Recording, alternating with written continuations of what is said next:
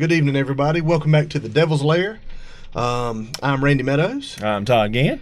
And this is episode 2 of the Devils Lair. We appreciate all the support and feedback we've gotten in after last week's episode, and we're excited and ready to start a new week of football. Absolutely. You can call it episode 2. Yeah, it was an episode. In the first quarter tonight, we're going to talk about Camden and Tift. We went to Camden County. That's right. And last Friday night, we came away 47-0 on the bad end of it. We did. And it was tough game. They're good. They're good, Randy. They're number 4 in the country according to Max Preps. It may be 3 now. I'm not sure, but and they're number 7 in the USA Today power ratings, Power 25. I mean, don't hang your head over at Tift County. That's a pretty solid football team. They're very solid, Randy. And of course, I went to the game, of course, and they're good. They play hard. They play solid. They're fast. They're big. One of the things that impressed me was the height on some of these guys. I mean, they look like some of them should actually be on the basketball court playing forward or something. So it was a good game, tough game. Yeah, they're a real good squad, and every year they're pretty much predicted to win state. Oh yeah, they are. And they haven't, but this year's they are a really special team, and don't take anything away from us. We went in there and did all we could, and we just came up short. We came up short, Randy. We played 4 quarters. Guys played hard again this week. They never gave up. They kept playing, fought hard. Camden, They've got it going on over there. That program's been up and running for a while under Coach Herron, and he's done a great job. And they're good. They are. They're a really good team. Can't stress that enough. So, what impressed you most about Camden? Well, they played very good football. When they lined up, they knew what they were doing. They had a game plan. They stuck to it. They made adjustments where they needed to make adjustments. Just good, solid football. Well coached. Yeah, well, the few games I've seen with them, they're very well coached and pretty disciplined. They are, and they run a system that is it's not overly complicated. I mean, it's not haywire and hectic like watching Colquitt or someone like that spread it out. No, they didn't. I mean, they kind of predictable in a way. They ran the football quite a bit, a lot more than I thought they would. So kind of predictable, but their game plan, they stuck with it and it works. That's right. Well, it's frustrating to know what a team is going to run and not be able to do anything with it. Well, that's just because they're that good. That's right. They execute very well. They do, and they do a lot of things very, very well. So, with that said, what are you least impressed with about Camden County? And I went over there expecting a great game, and that's what we had. Of course, I also expected Camden to play mistake-free football. They didn't play mistake-free football. They had 3 fumbles during the game. Missed some passes, and I was kind of surprised to see that. Yeah, they could have come into this game looking over us a little bit, and that's what we were hoping for them to do, and us slip up and just bust them. And they knew Tift County was there. Tift County played a hard game. They knew we were there, but Tift did real well. I mean, we only had 4 penalties throughout the whole game. Camden, I believe, they had 11 penalties. So they don't play mistake-free football, and going forward, once they kind of get into that playoff, they could be beat. Oh, I agree 100%. There's a lot of good teams out there they haven't met yet. That's exactly right, and it's a whole different scenario once you get into the playoffs. Yeah, well, November 2nd they've got a really big game against Lowndes, and it's at Lowndes County this year. And of course, as you know, that's a tough place to go play a football game. Loud, and the fans down there. That's going to be a great game. It is. It's a college atmosphere. It is, and it's going to be very, very interesting with a lot of things going on that week. So, let's look at Camden's record this year. Obviously, they're undefeated. Right. They beat Coffee 39-12. Mm-hmm. They beat us 47-0. Right. Valdosta 48-12. Right. Mm-hmm. And that in itself is, I mean, man, they're kind of blowing through this region. They really are. This week, it looks like they have Brunswick. Brunswick this week. Yeah. And of course, they're familiar with Brunswick, and they played in that region over there for a lot of years. And when Camden came to this region, a lot of folks said, "Well, hey, Camden's in the toughest region there is now, and they're not going to push everyone over like they have in Region 6 over there." And I believe that was what region it was 6. I believe they were in. I can't remember. I can't keep. They've changed so much. They changed so much, but whatever. They've came over to Region 1 and they've done very well so far. Yeah. The three region contests they had, like I said, was 43-6 Coffee. Right. 47-0. I'm sorry, 39-12 Coffee, 47-0 us, and 43-6 Valdosta. Right. Mm-hmm. So I mean, you're right. They have not come in and just had a hard time. No, they haven't. Not yet. Not yet. They still yet have to play Lowndes, obviously. Yep, and Brunswick this weekend. Mm-hmm. Exactly. So that's their 3. That's right. Let's see if maybe we feel like they'll get by Brunswick, but Colquitt and Lowndes, you just don't know. You don't know. Those are going to be tough games for Camden. That you just can't tell till you play the game. That's right. I agree. So, with all that said, Todd, how do you kind of sum up Friday night's game as far as building off of it and us taking something away? It's hard to take anything away from a 47-0 loss. That's right. But you've got to search and find some silver linings sometimes. You do. And once again, as we said in the last episode, our guys, they never gave up. They played 4 quarters. That's something they've done all year. So that's certainly a positive right there. Penalty wise, we did well again this season. This game didn't have a lot of penalties, and that comes from teaching some fundamentals and learning fundamentals, and that's what our guys have done this year. So a lot of positives there. Things we'll continue to build upon, and as we go forward, we'll continue to get better.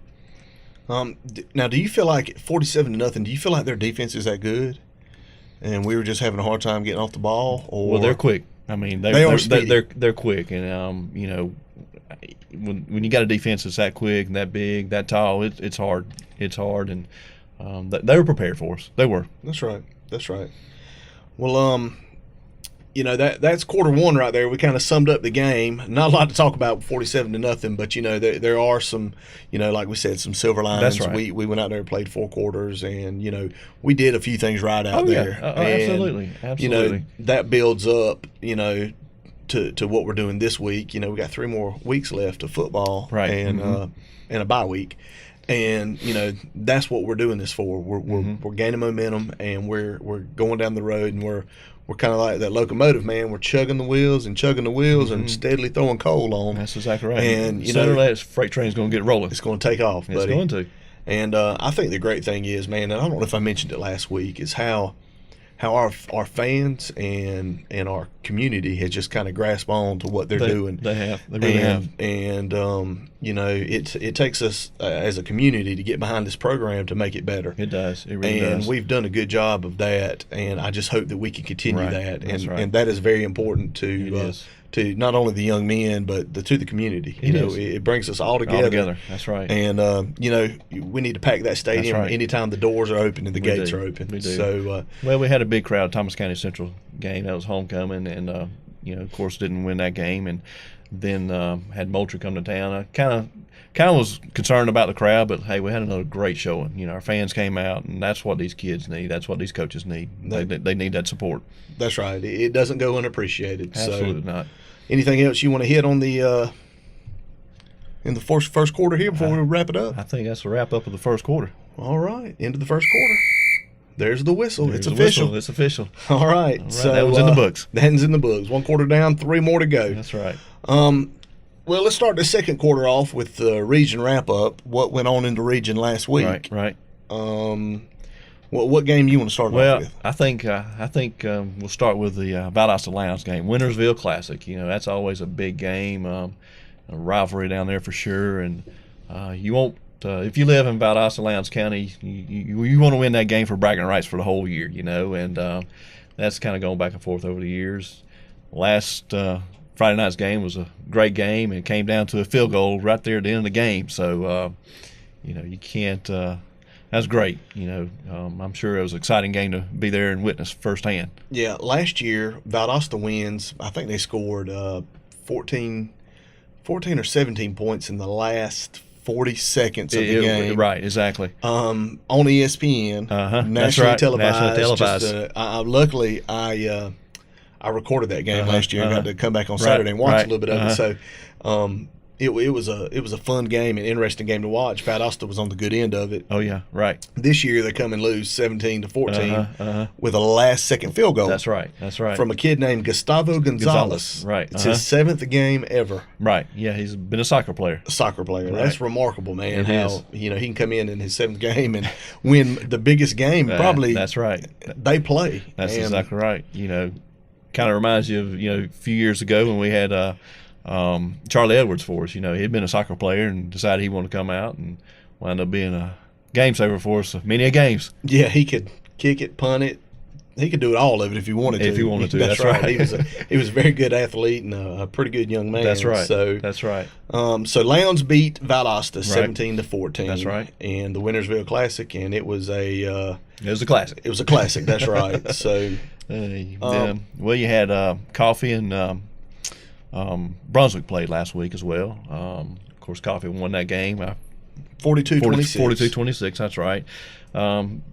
Coffee, seemed to have a pretty good game over there, and they had a kid go down and got hurt. They actually had to airlift him over to Augusta, but I understand he's doing well. That they expecting good things out of him, and certainly was concerned about him earlier in the week. But the reports are that he's going to be okay. Yeah, certainly. I heard about that too. You hate to hear that any time. That's right. That's exactly right. At any level. I Yes. mean, like we're doing this for the kids, and that's you don't want anything happening to any of them out there, no matter the friend or foe or whatever. Right, so right, exactly. we're all in this together. That's exactly and I'm just glad the kid's going to be okay. Absolutely. Coffee won in 42-26, and it's kind of a precursor, I think, to the region, like what's going to happen, what's going to go on, exactly. and as far as Coffee. Man, that we talked about last week. That number 4 slot is going to be 3 and 4. And number 1's going to be a tough one to get. It really is. The last game of the season. It's things aren't shaking out yet. We still, everybody's still got 3 games left. Yeah, and there's not a whole lot of wiggle room for a lot of teams out there. Absolutely not. As a matter of fact, let's go over the standings for the region. Sure. Obviously, Camden and Lowndes are undefeated at 3-0 in the region, 7-0 overall. Mm-hmm. Right. Coffee's 2-1 in the region and 5-2 overall. Right. Colquitt County's 1-1 in the region and 4-2 overall. Brunswick, Valdosta, and Tifton are all winless in the region. And who'd have thought that? Yeah. That's 3 solid teams right there. That's right. Brunswick's 3-3 overall. Valdosta's 3-3, and we are 2-5. 2-5, right. Mm-hmm. So, I do want to point out Valdosta. Let me look at their schedule here. Valdosta's losses have come to Brooks County, who is a very good AA school. Right. That's very good AA school. Camden County, very good school. And then they lost 17-14 to Lowndes. That's exactly right. So with that said, man, Valdosta is sitting maybe not in the driver's seat, but they're in that, when you get in trouble when you get on the school bus, you got to sit right behind the driver. Right behind the driver. They're right there. I'm pretty familiar with that seat, and I'm sure you are. And that's exactly where Valdosta's kind of sitting. They can look in front and see what's coming, but they can always turn around and see what's going on at the back of the bus. That's too. Exactly right. That may it's catch-22. It may be a great position to be in, but it could be the worst too. So, with that said, you got Valdosta. You got Tifton, and you've got, who am I missing? Brunswick. All winless. All winless in the region. Somebody's going to win. Out of those 3 teams, somebody's going to win, and somebody's going to move. Somebody's going to move. Exactly. That's exactly right. So, when you're looking down the road to the playoff picture, it's still wide open. I mean, you got a couple folks that probably going to be there. Certainly you think Lowndes and Camden's going to wind up there, but really the rest of it's still wide open.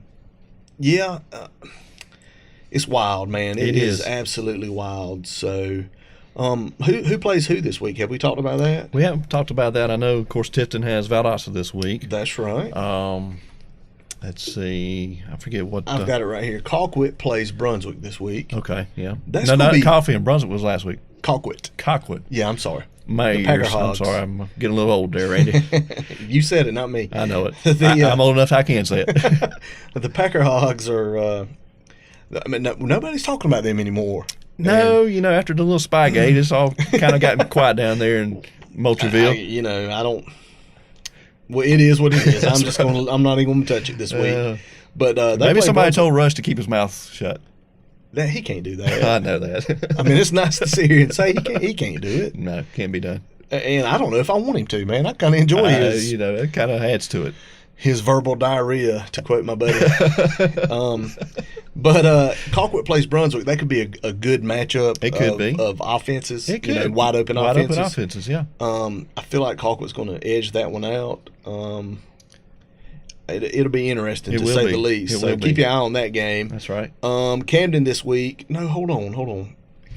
Brunswick and Camden play next week. So Brunswick's off this week. Brunswick is off this week. Yeah, okay. they're off this week. Right. And we said Tiff plays Valdosta. Tiff and Valdosta. So if my math does me right, Valdosta plays Tiff then too, right? Yeah.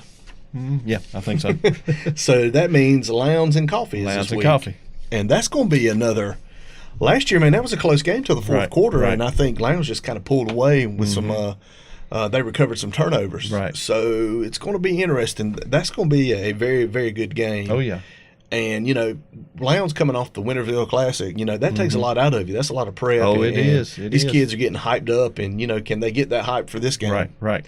In years past, it's been kind of a letdown for them. Exactly. And that's a scary place to be. I'm sure Randy Mack's probably, doing everything he can to get these kids motivated and keep them on track. Keep them on track. That's right. So, that's exactly right. So that's kind of what we're looking at for the week this week in the second quarter. There's one thing I do want to talk about, man. Speaking of Colquitt County, what about that JV game we had last week with Colquitt County? Oh man, it was a great game. Can you elaborate on it a little bit and kind of sum it up for everybody? Early on we found out that a lot of the starters would be playing JV and really didn't know why. Well, Coach Prost apparently had called Coach Reed, say, hey, look, I'm going to bring my juniors and sophomores up here and leave my seniors at home, but we're going to bring those guys and let them play the JV game. Well, Coach Reed did the same thing. He put our guys out there, the normal starters that are sophomores and juniors, and man, that was a great game. Back and forth the whole game, and Tiff County wound up beating them right there towards the end, and those kids were excited. And, going, Thursday night and winning that game here in Tifton, and you got Camden coming up that following day. Our kids were excited. Coaches were excited, and, it certainly spilled over into Friday, and everybody had a, going to Camden County had a certain, they had an atmosphere about it that, hey, we can go down there and beat these guys, and that's what you need. You need something to kind of give you some momentum, and that happened. So certainly, I loved it because on Friday morning, our buddy, who's a big, lovable guy, Chris Waters, you guys all know him. His son Stephen plays as a linebacker, and does a great job, by the way. Chris come in to me Friday morning like. Had a big smile, big grin on his face, had his fist out, fist pumping me. Exactly. And he was excited. Ready. I mean, this cat was, I said, what time are you leaving today? He said, as soon as they let me go. That's right. So I wish that they would have let him go then, that's man. Right. He was ready and pumped. And that's the kind of, that's the buzz that I'm talking about, man. That's right. You just come in on a Friday morning after a B-team game and that pump to play a varsity game, man, that's how we need to be. That's exactly right. So you take the 47-0, throw it out the window. Let's just keep that intensity going the rest of the year. Exactly. Play till they won't let us play no more. That's right. That's what we got to do. That was a good story, and I love to hear that our JV went out there with that fire and intensity, right. man. Probably their last game of the season. They've got one more scheduled with Lowndes, but it's so late in the season that we figured that Coach Mack probably is not going to want to play that game. So that was probably the last JV game of the season. That's a good way to end. It is. I mean, we started with the win with Valdosta at Valdosta, and then we beat Moultrie. We went to Moultrie and got beat down there, and then for them to come up here and then beat them on our turf and the way we beat them, it was great. That's right. Sounds good to me. So that wraps up the second quarter. We're fixing to roll into a little bit of halftime. Is it going to be a short halftime or? How tired are you? I'm pretty tired today. Need something to drink? Yeah, I do. Slice of pizza and a drink, and one of the big pickles. Oh man, they feed you guys pretty good sometimes, don't they? Where? At halftime. At football and refereeing? Yeah, sometimes some people. I don't keep his girlish figure by not eating. That's for That's sure. what I thought. It depends on where you go, man. Yeah, I'm sure. Different places feed you different things that's right. and whatnot. Right. And, there's certain places that, like I'm going to Americus this week, and they have a seafood spread that is unreal. Right. Now, that's good for everybody. I don't eat seafood, so everybody else else is loving it. They're like, call everybody up. We're going to Americus. Yes, all right. Yes, they're fired up. Randy's not excited at all. And I'll eat something on the way. So, but typically they do. So, yeah. Anyways, well, that's halftime. I'm sorry y'all had to witness that. And me too. I apologize as well. Start talking about food, man. That's that's right up there with football. So, they both start with F. They do. They do. We'll start in the third quarter here. We've started doing the Devils Lair player spotlight of the week. And we ask that you go to our Facebook page, which is, let me get my stuff right. Oh, I can't go. It's right. It's down there. Yeah. You see it. Y'all are smarter than I am. It's right down there somewhere. Log into our Facebook page and, nominate someone for player of the week. And, we'll be glad. Get in contact with us, and we will gladly put something together with your help. Oh, yeah. And permission. That's right. And we'll put something together. This week we're spotlighting Mason Gann, and I just want to go on record saying this was my idea, not Todd's. Todd's not trying to promote his kid. He's trying to promote everybody's kid. So if you want your kid promoted, go to Facebook, and we can get your kid on here. Your kid on here and promote them, and that's what we want to do. We want you to. Don't call us on Wednesday morning, although that's when we're going to give Donovan the information to do all this is on Wednesday morning. Not we do anything last minute. Yeah, give us a few days and let us get this information together, and we'll do this together. We'll get your kid on here and promote them, and show them to the world. So keep that in mind. With that said, the Devils Lair player spotlight of the week is going to be Mason Gann. He is a sophomore punter for the Tift County Blue Devils. And, I'm not just saying this because I know you kid, Todd, but he not only is he a great punter, he's a good kid. And it has everything to do with his mother, not his father. That's exactly right. She's had a lot of influence on him. And he's averaging this year, in the past 3 games, he's averaged 42.5 yards per punt. And that's phenomenal. And a lot of you see him on the football field and know that, I've heard buzz that this kid is punting lights out. And that's great, man. And he's just a sophomore. So we got a few more years of this guy. And get all behind him, give him some support now. That's what he needs. That's what all these kids need. And he's no different. So he on the year, he's had 31 punts, averaging about 38.4 per game. And just like everybody else on the team, he's slowly getting better as the season moves along, and he's improving. So he's doing a fine job. Mason, his favorite team is the University of Georgia, as all kids should be, wanting to be a part of, the Georgia Bulldogs. He wants to move on and punt as at the next level, at the collegiate level, but no preference. He wants to go wherever he can that will give him great opportunities, and that's good for a lot of kids to keep in mind these days. Not every kid's bred to go to Miami. That's right. No. Not every kid's bred to go to Duke, Stanford. And so he's willing to go wherever it takes to make him a better football player and a better person, and that speaks volumes of him and his character. So, also Mason is involved in the Tift County High Wrestling. He's a mat devil, and he's a very good wrestler. So, keep that in mind. Mason Gann, the Devils Lair player spotlight for episode 2. If you see him, shake his hand and tell him a good job and tell him thank you for what he's doing. So, with that, Todd, you got anything to add to that? I know he's your kid, but add to it. As parents, we're proud of what he's done this season. He's come a long way, and certainly proud of that. He loves punting. It's something he started kind of early on. Actually, started out in the rec department. Started with a little onside kick. We were playing for Joe Sperling out there. That's kind of got him interested in kicking and punting. And when as he's progressed along, he's figured out he can punt a little bit better than he can kick, and he's just kind of decided to stick with that. And he loves it. He enjoys it. And he certainly hopes he can go to the next level with it. I'm sure he can, man. He's got a lot of hard work and a lot of dedication in him, and he's doing a fine job. I just want to point out that Mason is not your typical punter. He will bust your behind if you come out there after him. Like I said, he is a wrestler, and he's a very good wrestler. And, he's not your typical punter that you see in college and in the NFL sometimes. He's going to go out there and get after you if he needs to. He's had one great tackle and one block punt this year. Yeah, so I've heard. So, anyways, congratulations, Mason Gann, this week's Devils Lair Player of the Week. So, that's going to wrap up quarter number three. And we're going into the fourth quarter, and as always, we spotlight and highlight the upcoming game.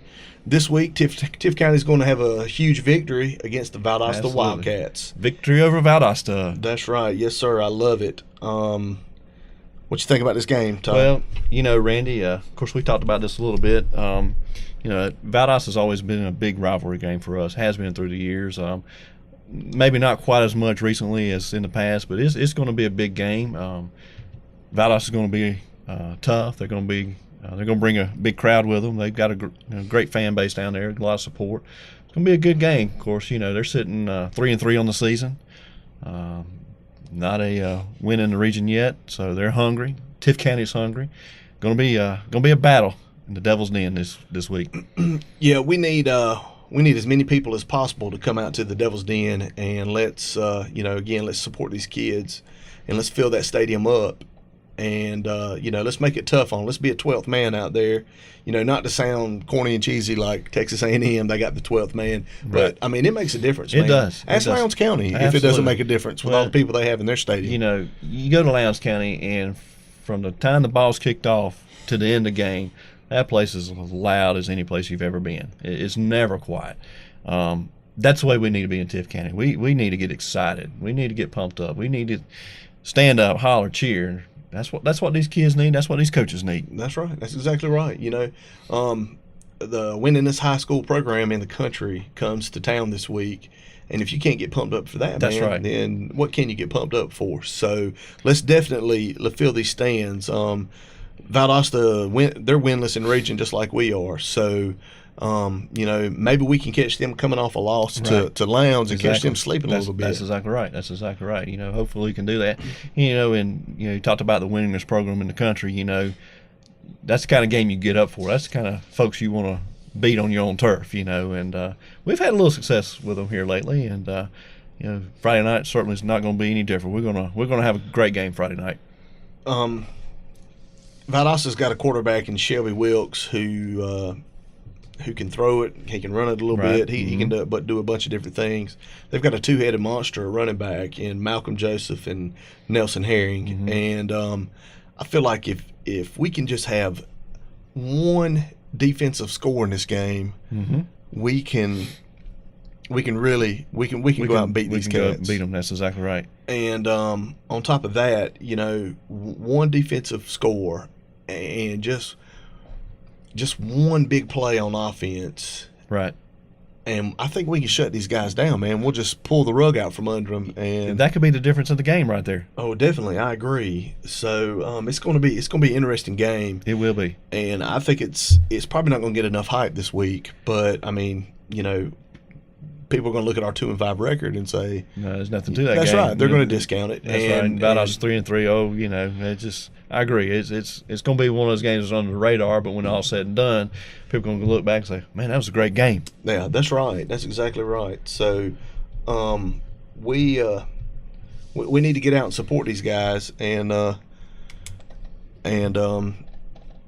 that stadium up. That's exactly right. Some of the things that Coach Reed did last week, he's kind of moved a few players around. He actually started Chris Miller quarterback last week.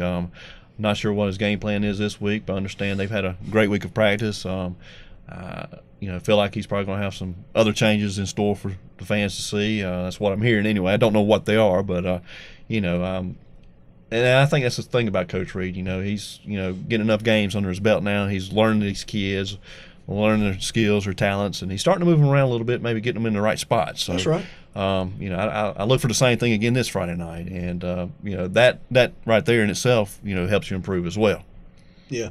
Well, Miller seems to be one of those kids that he may not be the best talent out there, but man, people play for him. People like to see him in, and fans, players, and even coaches. Right. And he seems like that kind of kid that just, people run through a wall for the guy, and sometimes that means a lot. Well, you look at all these successful teams, and they've got one or two kids that are just stand out. That are, for whatever reason, are the leaders of the team, and not to take anything away from anybody else on the Tiff County Blue Devil football team, but when Chris is out there, sometimes it just seems to be a different atmosphere, and and that's good because we need that.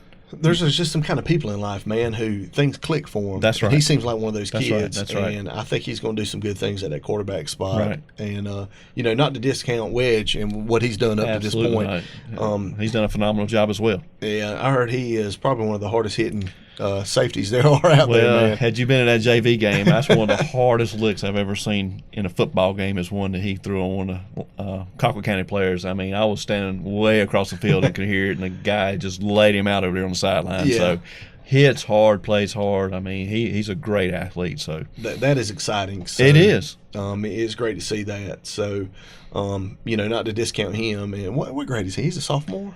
I believe he is a sophomore. Yeah. See, we got some young kids doing a lot of things. We do. And, that's one thing, folks have got to remember is we're still young. We got a lot of sophomores playing, a lot of juniors playing. So we're young. I believe that what you saw at the JV game is the future, not only for Tiff County, but for Colquitt County. So that I think that gives you a little insight into what's coming. Oh, I agree 100%. And, we got a bright spot, and I'm sure Coach Reed, saw the writing on the wall. He wouldn't be here. Oh, absolutely. I just don't think he would have come down here if he didn't think he was going to have opportunity to win and put us in a position to win. And I feel that Coach Reed's the type of person that he doesn't like to lose, and he's going to do what it takes to be a winner. Yeah, that's right. So we just got to be patient with him and his system, and he's got to learn our kids, and we've got to learn him. Mm-hmm. And we're going to get this thing rolling in the right direction, and we already have. It's already rolling. In the 4 right penalties last week. Man, that's unbelievable, especially in a game like that with Camden County. That's such a good team. Our kids played very good. And played sound fundamental football. Well, as an official, a lot of your careless penalties come in a game that it is like a 47-0 game, and when it gets kind of out of hand late, that's when your stupid penalties typically come in. That's right. That's exactly right. And it just speaks volumes of what's going on at Tiff County that we only had 4. And really the penalties that came in for Camden really did come late in the game, and they were penalties just like you talked about. The kids got out there and went brain dead for a little while and made some, stupid things. So that's definitely how it goes. So I'm gonna give you the tale of the tape between Tifton and Valdosta real quick, and we're gonna try to wrap this thing up. Obviously, Tifton's 0-3 in region, Valdosta's 0-2. Mm-hmm. Overall record: Tiff 2-5, Valdosta 3-3. Total points scored: 146 points for us, 148 for them. Right. That averages out to be 20.9 a game for us and 24.7 for the bad guys. That's right. So total points allowed, 194. Their total points allowed is 102. Right. So that's kind of where I'm getting my stat where, we've got to make a defensive play. That's exactly right. We've got to do something on defense to kind of not only just keep them from scoring, but give us a chance to score. That's right. And that or a punt return or something like that, man, that'll something pump a big. crowd up. Oh, gosh, yes. That's exactly as big right. as anything. That's exactly right. Or flip the field on them or something, you just get something going momentum-wise. That's right. So, so that's kind of the tale of the tape. So I think we can beat Valdosta this week. Oh, I do too. And no, we're going to beat Valdosta. We are going to beat Valdosta this week. And if you guys aren't there, you better go get a ticket. Today's Wednesday. That's right. Get started early. That's right. They'll take tickets up until halftime. Am I right? And after halftime, I'm always sitting in the stands. I have no idea what happens after the kickoff. That's right. That's exactly right. So, anyways, that's going to wrap up the fourth quarter there. Do you have anything to add? Well, one thing I would like to add. Sorry, of course, the Touchdown Club I mentioned last week, very active this year, and really trying to raise a lot of money for the kids and do some good things for them. One thing that the Touchdown Club is doing this season is raffling off a golf cart. So it's $5, actually, golf cart and a trailer. The golf cart was donated by Shiver Carts, and I'm remiss of the name of the folks that donated the trailer. But anyway, I don't remember. I'm sorry. We're $5 a ticket. Get you an opportunity to golf cart or the trailer. The tickets will actually be drawn the last game of the season, the last home game of the season. You don't have to be president to win, but you got a week to claim the prize. First ticket drawn gets the choice of the cart or the trailer, and then second ticket gets what's left. So $5 a ticket. Can you win both? You cannot win both. Just one. I need to call my congressman. I want to win both. I want to pull one with the other and vice versa. There you go. But $5 a ticket. See any Touchdown Club member. I've got tickets. We're trying to sell as many of these as we can. Like I say, the cart and the trailer were both donated, so everything we can raise goes right to the Touchdown Club. That's right. Todd, when does the Touchdown Club meet, and how can somebody join if they want to? Well, it's $25 to join. We usually meet the first Monday night of the month. Last time I think we had a conflict with a holiday or something like that. We actually met last Monday, I believe it was, and like I say, it's only $25 to join. That $25 helps these kids out, and need as many folks as we can to at least join. $25, that's nothing. I agree. Especially for a man like you. I'm talking. Oh, you talking to me? Okay. Well, $25 is not a lot, guys, and you can take don't upgrade your cable to watch Honey Boo Boo. Take that money, spend $25, and support our kids out there in the Touchdown Club. That's right. So, that's right. One other thing, and we're gonna wrap this bad boy up. I don't even know where we're at on time, Donovan. So I've probably rambled on, but we're gonna wrap it up regardless and cut it loose. I just want to give a big thanks to Montgomery Printing. Right. They are our, what's the word I'm looking for? Apparel sponsor. Apparel sponsor. Yeah, they donate these fine shirts that Threads. we wear, threads, and I just want to give a big shout out to them. And if you need anything before the big game, they have a bunch of neat, cool things up there. They do. At their More room. this year, I believe, they've ever had. That's right. Go by and see Scott and James, and get all your Tiff County swag and merchandise that you need. That's right. And they'll get you hooked up before the game. Absolutely. So, swag, bling, merchandise. That's right. They'll hook you up. You the man. So, anyways, with that said, we are looking for some sponsorship. We've got 4 quarters and a player spotlight that can be sponsored. You can get in contact with us at through Facebook or our phone number, which we don't have up. It is 313-718-2557. Again, 313-718-2557. And, sponsorship help keep this thing rolling and give back to our community. That's right. With that said, Todd, again, Randy Meadows. we're out of here. Go Devils. Be Valdosta.